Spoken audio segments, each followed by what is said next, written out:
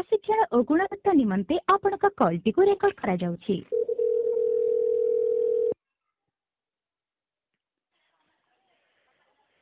नमस्कार सुबह ट्रेन को आपनको स्वागत। हाँ नमस्कार मैडम। आगे सर कहंतो। सुभद्रा योजना में 5 तारीख दिन गोटे आवेदन कराई 5 तारीख रे। हाँ 5 तारीख तो कौन है ना आम जिते आवेदन करूँ से समय ओटीपी बेस माध्यम आवेदन कराई तापर आउ पुणी थोड़े आमर पैसा आसलानी तापर आम जाकि सीएससी सेंटर चेक कलु तो आउ थोड़े रिएप्लाई मांगला मैडम। रिएप्लाई मांगला आपन अप्लाई के आपन को रसीद मिलथिला। हाँ रसीद मिलथिला तापर आउ थोड़े सी रिएप्लाई मांगला पुणी थोड़े से सीएससी सेंटर कहले ना एटा रिएप्लाई कर दियो बोली ठीक अछि हम चाहलो आउ थोड़े रिएप्लाई कलो मैडम। अप्लाई हैला हाँ अप्लाई हो गला तापर फिंगरप्रिंट देखि आमे अप्लाई कलो। आगे ठीक छै तापर कौन है ना एबे जते बेले आमे स्टेटस टा एबे हमर जते बेले नुवा पोर्टल टा आसिला सुभद्रा योजना रो हेल्प लॉगिन गोटे ऑप्शन आसिला एबे आगे तो सेथिरे आमे जते बेले तांकर जो रसीद नंबर अछि से रसीद नंबर रे आमे तांकर जो नंबर टा देखि आमे स्टेटस चेक करू सीएससी सेंटर हो तो सेते बेले लेखुची एबे फिजिकल वेरिफिकेशन लेखुची मैडम। फिजिकल वेरिफिकेशन हाँ फील्ड वेरिफिकेशन हाँ फील्ड वेरिफिकेशन लेखुची। आगे ठीक अच्छे व्यस्त हूँ ना गवर्नमेंट तरफ फील्ड वेरिफिकेशन करा जो मैंने पाई ना फॉर्म जो मैंने पाई ना से इलिजिबल रहते वेरिफिकेशन पर ही जना पड़े आप इलिजिबल रहते तो आप सेकेंड किस्ती जो दिज्व माने जो मैंने पाई ना जो प्रथम किस्ती जो पाइबे आप अक्टोबर 9 रे आसपार अच्छे तो आप इलिजिबल रोचे प्रथम किस्ती पाइपर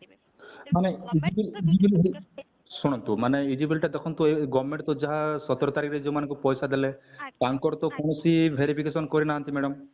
आज्ञा से डॉक्यूमेंट वेरिफिकेशन के दिया जाइए एबे गवर्नमेंट पुणी जो फील्ड जो वेरिफिकेशन हम समस्त जो मैंने भी प्रथम किस्ती पाई फील्ड वेरिफिकेशन से फील्ड वेरिफिकेशन होगी सेकेंड किस्ती से पाइबे माने जो माने सुभद्रा पैसा पाइके से माने किछि जदि तांकर अयोग्य थिबे से पैसाटा तो से माने रिफंड करिवे तो से माने आज्ञा सेमिति किछि गाइडलाइन आसी नै गवर्नमेंट रो किछि गाइडलाइन आसी तांको जणाइ दियो कि जो माने भी पाई सारी छंती से माने करे फील्ड वेरिफिकेशन हेगी तांको सेकेंड किस्ती माने एलिजिबल रहिबे तो सेकेंड किस्ती पाइ परिबे। हां से माने एलिजिबल हला पर तांको मिलिबो न हले तांको पैसाटा रिफंड कि गवर्नमेंट रो जहां भी एक्शन करा जिवो आगे सर आ गोटे मोर प्रश्न रोच मैडम देखो तो एबे जो कहा जाउछि हमर सुभद्रा योजना जहा कि पेंडिंग रहि जाउछि जण हम सब ठीक अछि मैडम सीएससी सेंटर आमे जते बेले तांकर केवाईसी चेक करछु फ्लेक्स केवाईसी हो जहां भी तांकर केवाईसी देतिले तो से टाइम रे कोन होछि ना जते बेले तार सीएससी रा लॉगिन रे जाय कि हम हेल्प लॉगिन रे कोला बेले तांकर देखोछि पेंडिंग बिना रिक्वेस्ट अप्लाई कर से पेंडिंग शो करबो। हां हां तेरे केते दिन भीतर एटा ब्लॉक रे माने वेरीफाई करबे मैडम एटा तो आपनकर वेरिफिकेशन चली एटा स्टेप बाय स्टेप वेरिफिकेशन करा जाउछि तो आगो पछ के वेरिफिकेशन है कि समस्त पाइबे आपनकर यदि एबी जे आपनकर वेरिफिकेशन सरी कि आपन सेप्टेम्बर जो अक्टोबर 9 रे आपनकर से नेक्स्ट किस्ती आसी अछि तार वेरिफिकेशन के आपन इलिजिबल रहु छंती तो आपन सेही दिन पाइ परिबे। एटा एक वर्ष को केतेटा किस्ती रे दिया जिवो सुभद्रा योजना 10टा किस्ती से 10टा किस्ती वर्ष को 2टा किस्ती 5,000 10टा इरा किस्ती 10,000 पाइबे गोटे आपनकर बास राखी पूर्णिमा गोटे जो महिला दिवस राखी पूर्णिमा जो किस्ती तो जो माने पाइथिले तो दिया जेतला सेटा सेप्टेम्बर 17 रे दिया गला जो माने पाइथांती पुनी अक्टोबर 9 रे सेटा दिया जिवो। ओहो माने एबे गुटे गला 17 रे गला एबे गुटे पेज बाय पेज चली जेमिति कि हमर अक्टोबर 9 रे गुटे दिया जिवो प्लस पॉइंट रहउछि हमर महिला दिवस जोटा कि मार्च 8 तारीख नेक्स्ट किस्ती दिया जिवो सेकंड किस्ती था माने फर्स्ट किस्ती समस्त सरी जाइथिबे जदि भी मन करे जो जणे लोग एबे 17 तारीख 9 तारीख न पाइला तेबे ताले से मार्च 8 रे भी से पैसा डबल किस्ती पाइ परबो। आज्ञा डबल किस्ती एक कालीन पाइ परिबे। हां हां एथि पय देखंतु जो मानकर देखंतु जणे जणे कोन छै डीबीटी प्रॉब्लम रहि जाउछि मैडम।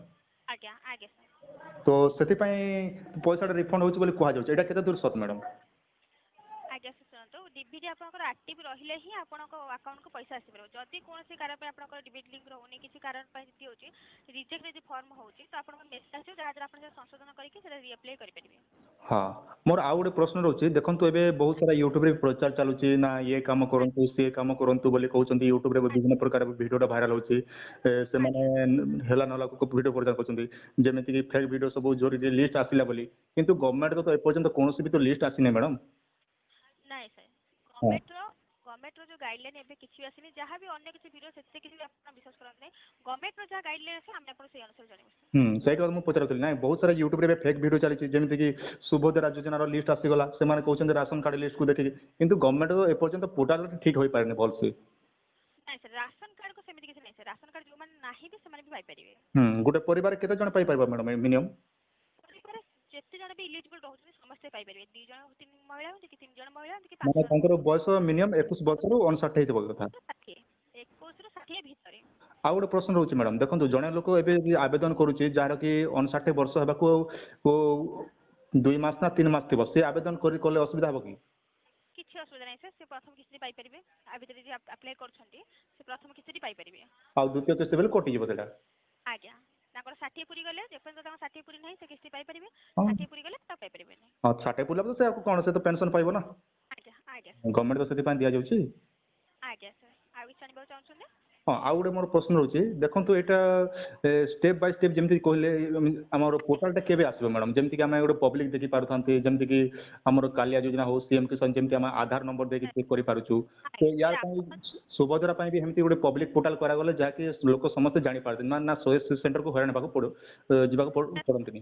ସିଏସି ସେଣ୍ଟର ଆପଣ ହଇରାଣ ହୁଅନ୍ତୁନି, ସେଇଟା ଆମେ ଏବେ ଚେକ୍ କରିକି ଆପଣଙ୍କୁ ଜଣାଇ ପାରିବୁ। ଆଉ 4 ଦିନ ପରେ ସେଇଟା ଆପଣଙ୍କର ଯୋଉ କରାଯାଇଛି ଆପଣଙ୍କର ଷ୍ଟାଟସ୍ ଚେକ୍ କରି କହିବା ପାଇଁ, ଠିକ୍ ଅଛି, ସେଇଟା ଆପଣଙ୍କର କାର୍ଯ୍ୟକାରୀ ଆଉ 4 ଦିନ ପରେ ହେଇଯିବ, ଯୋଉଟା ଆପଣ ଆମକୁ କଲ୍ କଲେ ଆମେ ଆପଣଙ୍କର ଆପ୍ଲିକେସନ ନମ୍ବର ଦେଖିକି ଆପଣଙ୍କୁ ଜଣାଇ ପାରିବୁ ଆପଣଙ୍କର କୋଉ ସ୍ଥିତିରେ ଫର୍ମଟି ଅଛି, ଆପ୍ଲାଏ କରିଥିଲେ ଆପଣଙ୍କ ଷ୍ଟାଟସ୍ ଦେଖିକି ଜଣାଇ ପାରିବୁ। ଆପଣଙ୍କୁ ସିଏସି କିଛି ଆବଶ୍ୟକ ନାହିଁ। ନାଇଁ ସେଇଟା କଲେ ତ ବହୁତ ଭଲ ହେବ, କାହିଁକି ନା ଲୋକେ ବହୁତ ହଇରାଣ ହେଇଯାଉଛନ୍ତି। ଆଜିକାଲି ଜାଣିଛ ନା ମ୍ୟାଡ଼ାମ, ଏଇ ଯୋଉ ସିଏସି ସେଣ୍ଟର ଜଣେ ଜଣେ ଅଛନ୍ତି, ସମସ୍ତ ସିଏସି ସେଣ୍ଟର ମୁଁ କହୁନି, ଯୋଉମାନେ ଗୋଟେ ଗୋଟେ ଅଛନ୍ତି ପୁରା ବିରକ୍ତ ବି ହୋଇଯାଉଛନ୍ତି, କାହିଁକି ନା ବାରମ୍ବାର ସମସ୍ତେ ପଚାରି ଆସିବେ। ଯିଏ ବି ମୋ ଜାଗାରେ ସିଏସି ସେଣ୍ଟର ଯିଏ ବି ଥିଲେ ସେମିତି କହିବ, କାହିଁକି ନା ଗୋଟେ ବାରମ୍ବାର ସେ ଗୋଟେ ଷ୍ଟାଟସ୍ ଚେକ୍ କରିବା ବାହାନା, ମାନେ ଅନ୍ୟ କାମଟା ସେ କରିପାରିବନି। ଆଜ୍ଞା ଠିକ୍ ଅଛି, ସେମିତି କିଛି ନାହିଁ ସାର୍, ସେଇଟା ଆମକୁ ସେ କାର୍ଯ୍ୟଟା ଦିଆଯିବ। ଆଉ 4 ଦିନ ଅପେକ୍ଷା କରନ୍ତୁ, 4 ଦିନ ପରେ ଯୋଗାଯୋଗ କଲେ ଆମେ ଆପଣଙ୍କ ଷ୍ଟାଟସ୍ ଚେକ୍ କରି ଜଣାଇପାରିବୁ। ତ ବେଟର ହେବା ମ୍ୟାଡ଼ାମ ପବ୍ଲିକ ପୋର୍ଟାଲ କରିଦେଲେ ସବୁଠାରୁ ବେଷ୍ଟ ହେବ, କାହିଁକି ନା ସମସ୍ତେ ନିଜେ ବି ଚେକ୍, ଆପଣଙ୍କୁ ଦେଖନ୍ତୁ ସବୁବେଳେ କଲ୍ କରିବେ, ଆପଣଙ୍କ ମାନଙ୍କୁ ବି ହଇରାଣ କରିଦେବେ ଏମାନେ। ସେଟା ଆମେ ଆପଣମାନଙ୍କ ସୁବିଧା ପାଇଁ ହିଁ ଆମେ ଏଇଠି ବସିଛୁ। ନା ମୁଁ ଜାଣୁଛି ମ୍ୟାଡ଼ାମ, ଆକ୍ଚୁଆଲି ଗଭର୍ଣ୍ଣମେଣ୍ଟର ଦେଖନ୍ତୁ, ଗଭର୍ଣ୍ଣମେଣ୍ଟ ଆମ ପାଇଁ ହିଁ ଆପଣଙ୍କୁ ରଖିଛନ୍ତି, ହେଲେ ବି କଣ ହଉଛି ନା ଏ ବାରମ୍ବାର ଇଏ ହେଇଯିବ ବୋଲେ ଟିକେ ଅସୁବିଧା ସବୁବେଳେ କେଚେରେ କରିବେ ଆପଣଙ୍କୁ। ଗାଇଡଲାଇନ୍ ଅଛି, ଆମେ ହିଁ ଆପଣଙ୍କୁ ଜଣାଇପାରିବୁ, କାରଣ ଲୋକମାନେ ବି କିଏ ବୁଝିପାରୁନଥିବେ, ଜାଣିପାରୁନଥିବେ, ସେମାନେ ବି ଆମକୁ କଲ୍ କରିବେ, ତ ତାଠୁ ବେଟର ଜଣାଇଦେବୁ, ଆପଣଙ୍କର ଆପ୍ଲିକେସନ ନମ୍ବର ମାରିକି ଆପଣଙ୍କୁ ଜଣାଇଦେବୁ। ନା ଏଇଟା ତ ବହୁତ ସୁବିଧା, ଯୋଉମାନେ କି କିଛି ପାଠ ସାଠ ବି ପଢିନାହାନ୍ତି, ଆରାମସେ କଲ୍ ନମ୍ବର କଲ୍ କରିଦେଲେ ଆରାମସେ ଆପଣଙ୍କ ସହିତ ବି ଯୋଗାଯୋଗ କରିକି ଜାଣିପାରିଲା, ନା ସେ ସିଏସି ସେଣ୍ଟରକୁ ଯିବାକୁ ପଡ଼ିବ, ନା ବ୍ୟାଙ୍କ ଡିଟେଲରେ ତାଙ୍କର କ'ଣ ଭୁଲ ହେଇଛି ସେ ବାହାରି ପାରିବ। ଆଜ୍ଞା ହଉ ଠିକ୍ ଅଛି ମ୍ୟାଡ଼ାମ, ଆପଣଙ୍କର এই ସୁଚିନ୍ତିତ ମତାମତ ଦେଇଥିବାରୁ ଆପଣଙ୍କର ଦିନଟି ବି ଶୁଭମୟ ହେଉ। Thank you. ଧନ୍ୟବାଦ ସାର୍, ସୁଭଦ୍ରା ହେଲ୍ପଲାଇନକୁ କଲ୍ କଥା ଧନ୍ୟବାଦ।